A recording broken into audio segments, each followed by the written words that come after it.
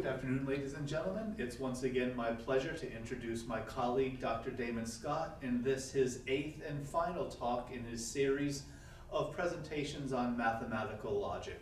Today's presentation is called Looking Back and Forth, a Retrospective and Prospective. And so without further ado, Dr. Scott. Thank you, Mr. Chairman, and welcome everyone again to this last presentation in the series. You can live in the past or proceed to the future. Think about it.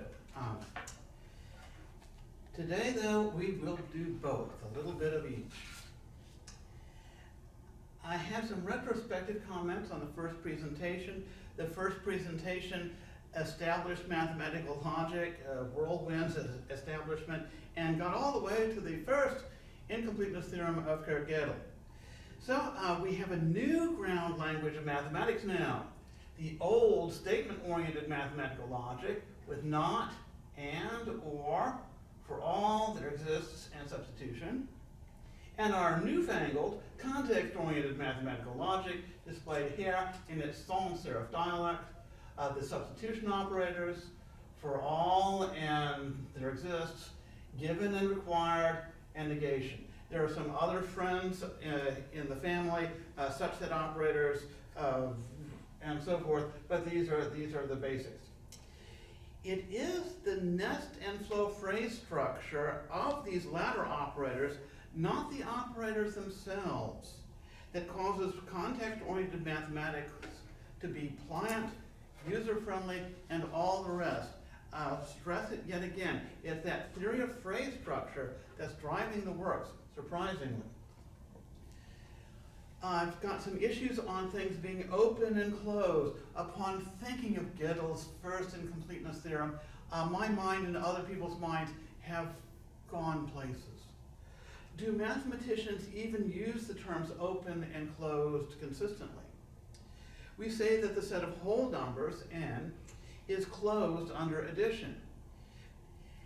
Being able always to add 1 to a whole number and get another whole number causes the set of whole numbers to be infinite, as in not having an and, as in not having a boundary. But in topology, if you don't have a boundary, you're open, are you not? Should we thus say instead that the set of whole numbers is open as the clear night sky or as the mountains and plains of Montana? Isn't that pretty?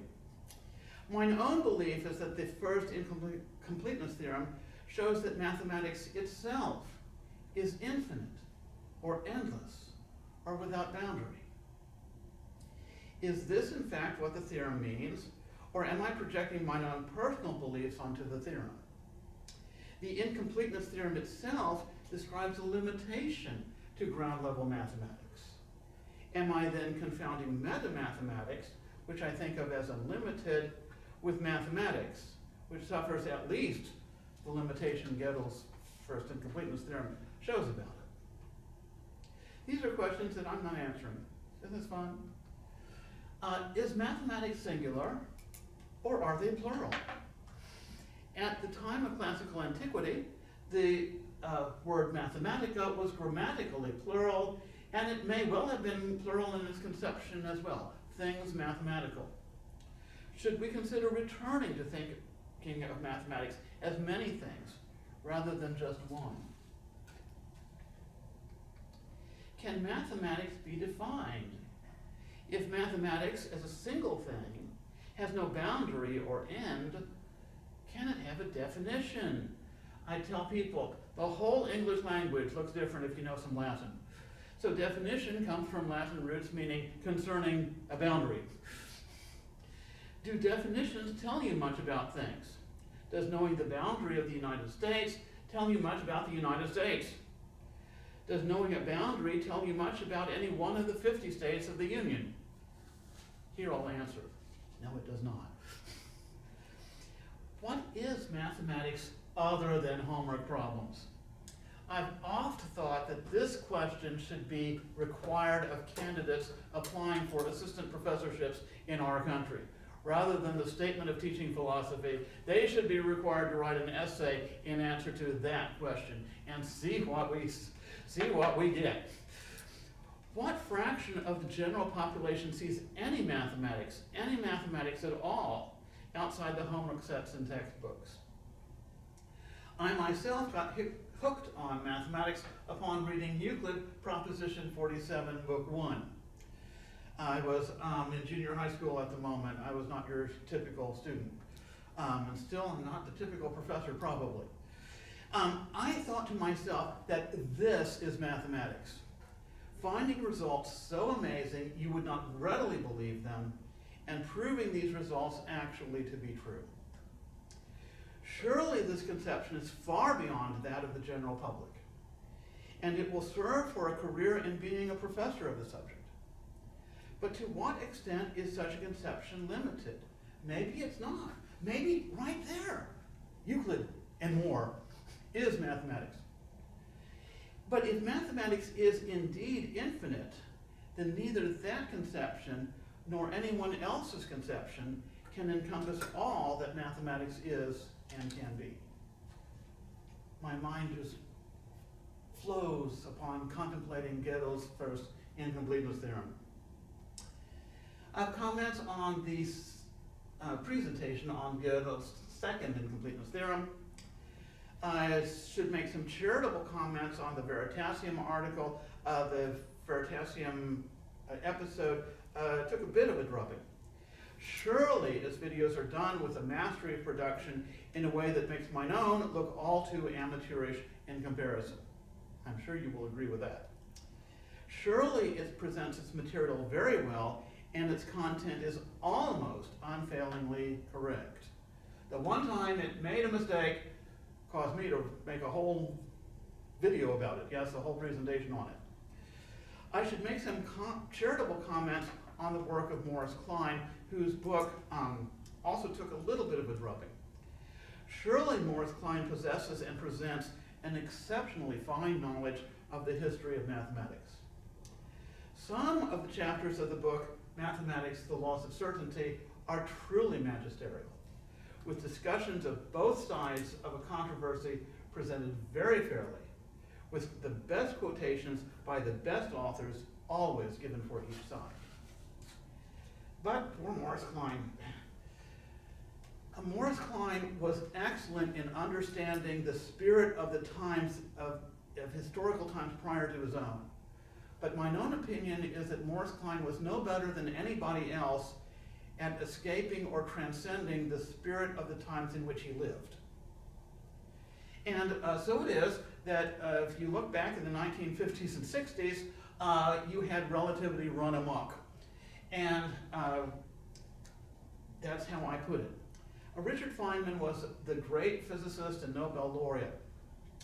And he made some very astute comments about relativity in the section Relativity and the Philosophers in chapter 16 of volume 1 of his very famous lectures on physics.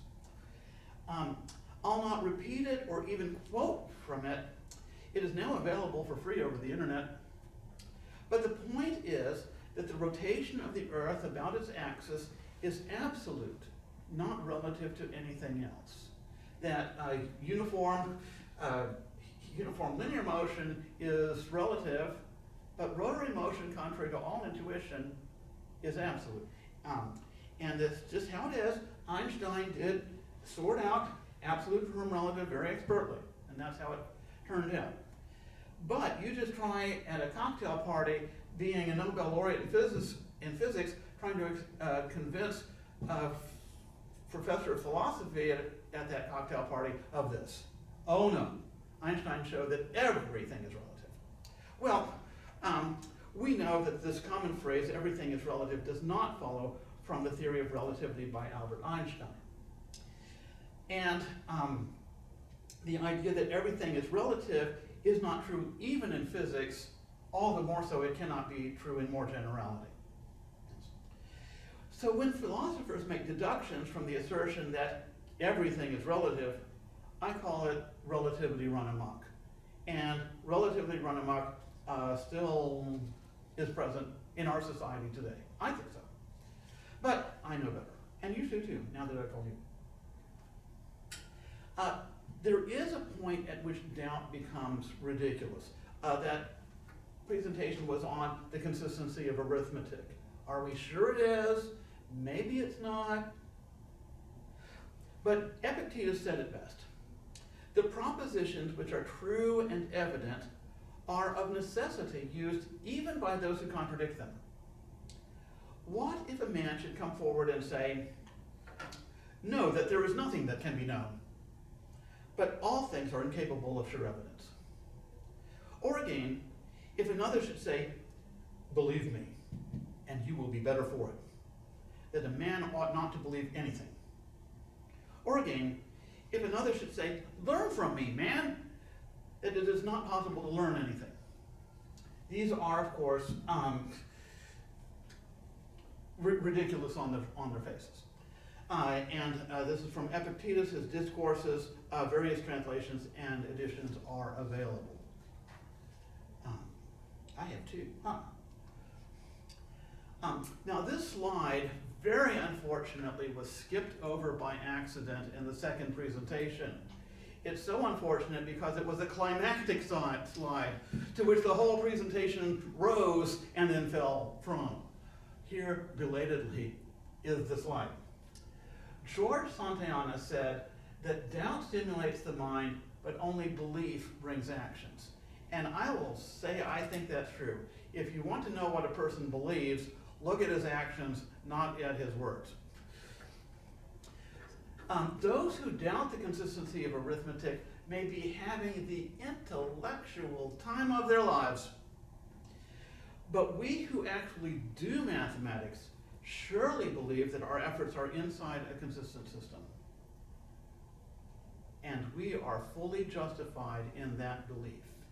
And the other parts of that presentation substantiated that last assertion. Some comments on the presentation on analysis and synthesis, perhaps going over stuff I'd already had, but here it is perhaps again. Years ago, I read an article about the genetic method of teaching. Genetic, as the term is used here, means going back to the beginning or the genesis of a discipline. Only those who know how a discipline got to its current state are well positioned to know how to propel it to the next generation forward. The method of analysis and synthesis is indeed ancient, as is the work of Euclid. I am not in favor of retaining in our already overloaded curriculum material whose utility has passed into obsolescence, especially with the advent of the electronic computer.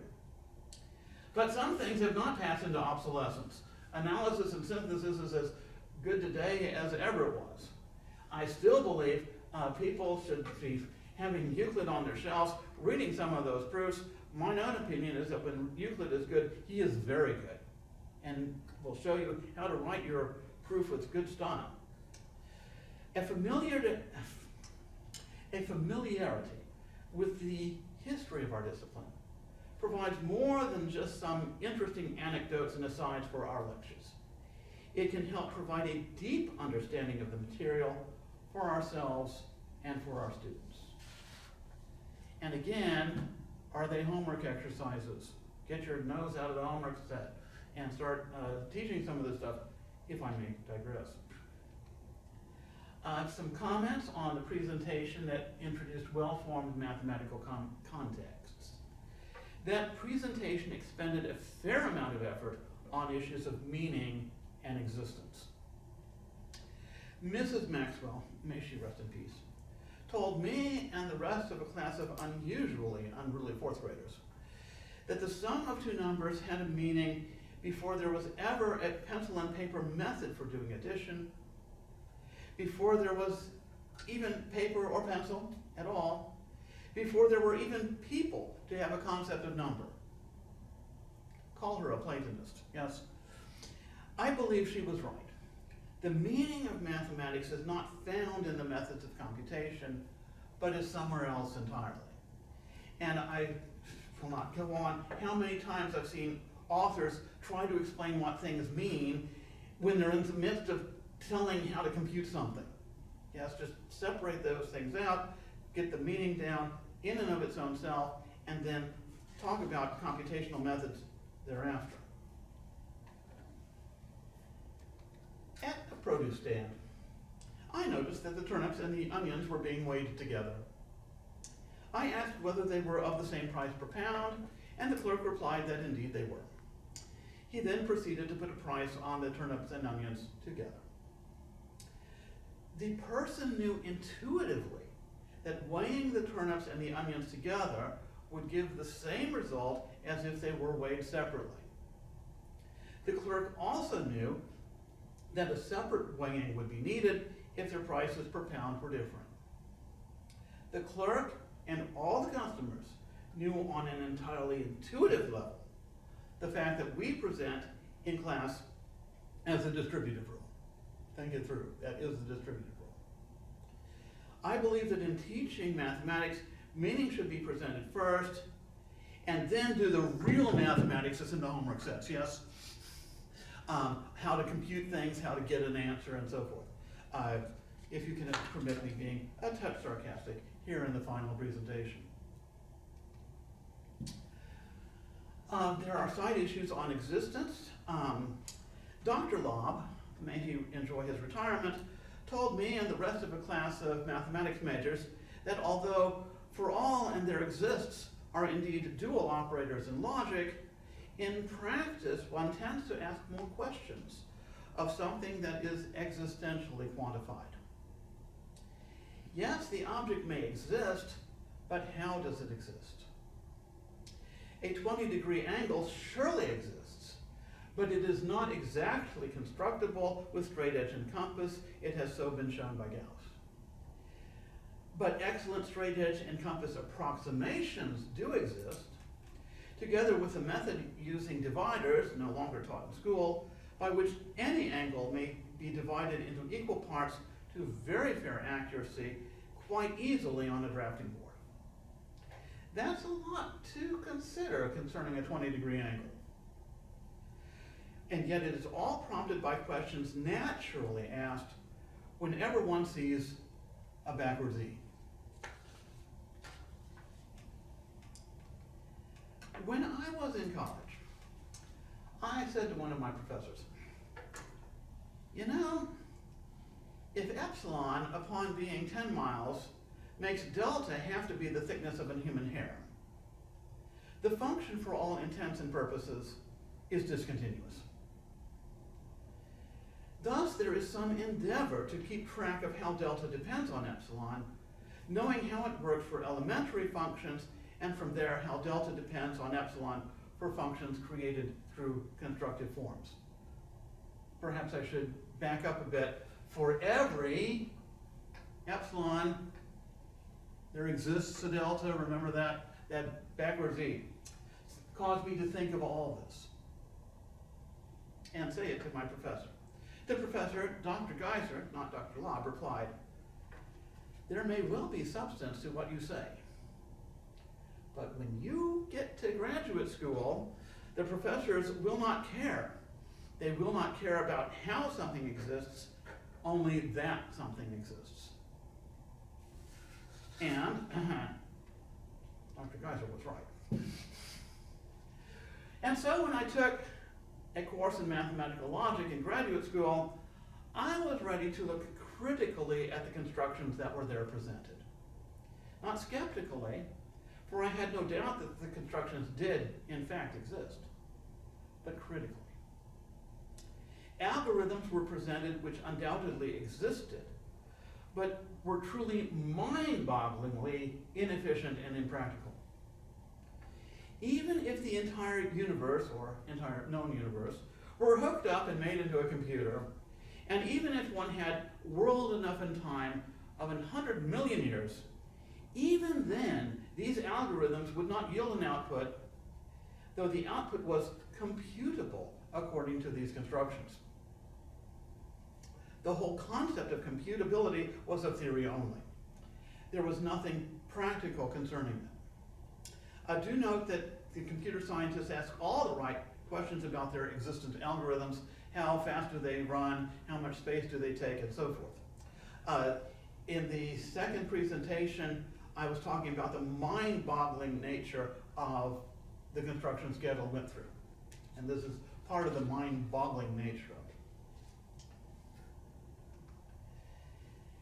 And other parts of mathematical logic suffered from the same problem. The word can in mathematics or in metamathematics is code language for backwards E being in the work somewhere. That ground level mathematics can be translated into machine parsable forms led me to think about how they can be so translated. The constructions given in the course in mathematical logic were, again, mind-bogglingly inefficient and impractical. Thus, when I came up with the new formal linguistics and applied it to mathematical logic, I knew it was solving problems in making logic practical.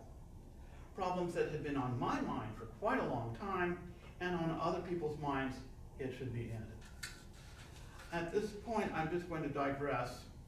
I can see this might not be going over so well. Mrs. Maxwell, may she rest in peace, also said that yourself is not a proper topic of conversation at a lunch or dinner table, and is all the more so not a proper subject for a presentation. So sorry, Mrs. Maxwell, if this has a lot of first person pronouns in it, that's just how it is. We're going to have this comment on the 30-minute glimpse of well-structured mathematical logic. I cannot think of much to say except what is obvious from the title, that only the barest highlights were able to be presented, and that the many things, the so very many other things, are not in the presentation, but are in the book of the same title. I have just one comment to make on the presentation on how context can be used to perform substitutions in the integral calculus.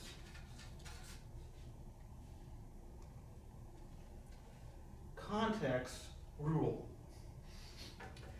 So, this slide is taken from that presentation. We were to find this integral. We had this auxiliary construction. We now very expertly introduce the auxiliary construction with a context, which rules the rest.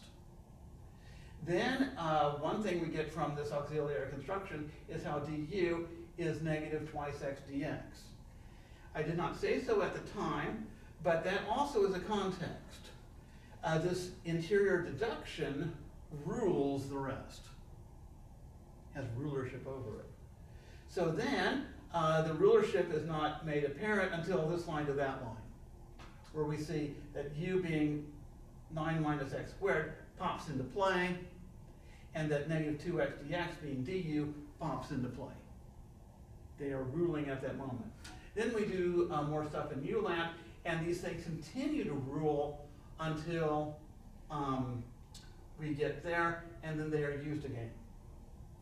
Now, that u is 9 minus x squared does not true across all of the universe, but only in this calculation is a point of phrase structure, which you really have to get into the phrase structure of context-oriented mathematical logic to see that the context lasts, and then if the phrase structure were all written out, there would be a closing brace, at which time the context no longer has force. But you'll just have to read the book for all that. But again, context rule. And I will say again, I think a lot of the problem that students have with substitution is that it's not explained like this. That they just keep on thinking mathematics is computation from one line to the next, and are thrown when it's not. So that's just how I'm thinking things. Some comments on the quote improve rules. I could tell from the looks on the faces of the members of the audience that they were growing a bit tired of seeing the mean value theorem being proved after it had just been proved. Let me instead turn to that slide and point out what was important about it. Well-structured mathematical logic tells you what to do to prove a theorem. So the quote rules applied to the mean value theorem gave all of this. We do have the auxiliary construction expertly placed inside. So it tells you what to do. Those who already know what to do don't need well-structured mathematical logic to tell them. However, does a student upon first entering the field of learning mathematics know what to do all the time? No. So it's really handy to have a system that just tells you what to do. And well-structured mathematical logic just tells you what to do and when to do it. And well-structured mathematical logic tells you what to do to apply a theorem. Here's what you do to apply Rolle's theorem. Is how the quote rules do that for you.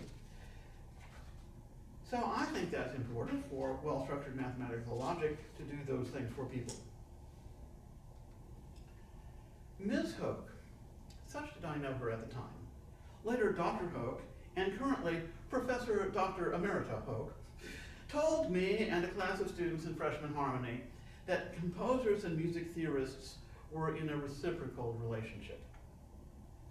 Composers would write musical compositions, and theorists would come in a generation later and analyze their composition and distill their methods. After that, a rising generation of composers could read these theoretical works and so absorb the practice of prior masters with a few years of study, rather than devoting an entire lifetime or more, if that were possible, to understanding prior practice. She did not say at the time, at least I have no recollection of her saying so, but I believe that music theory done right advances composers by creating methods that assist them in their musical expression. But that music theory done wrong inhibits composers and deters them from writing good, beautiful music. Throughout all these presentations, this outlook has been carried over to mathematics. Mathematicians are to composers as mathematical logicians are to music theorists.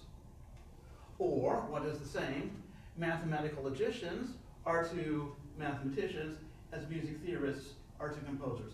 Incidentally, at least this mathematical logician thinks he's also a mathematician at the same time. I do believe so.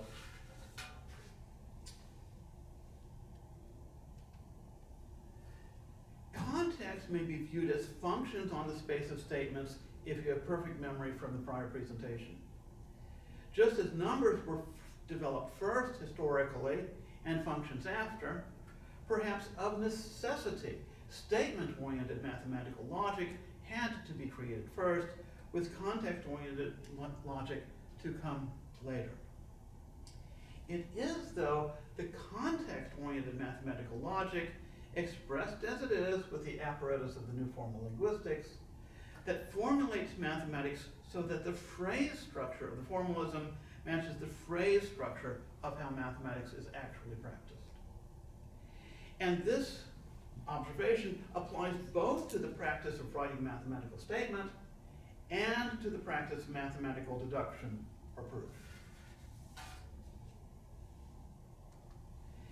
And so it is that context-oriented mathematical logic provides substantial practical assistance to mathematicians in their work, and I'm afraid statement-oriented logic is of limited help and sometimes is of much hindrance to people trying to do mathematics. And anyone who's ever had a problem, substantial problem in mathematics, and said, okay, I'm going to fire the apparatus of what I now call statement-oriented mathematical logic at it, will agree. It was no help at all. If anything, it was an hindrance.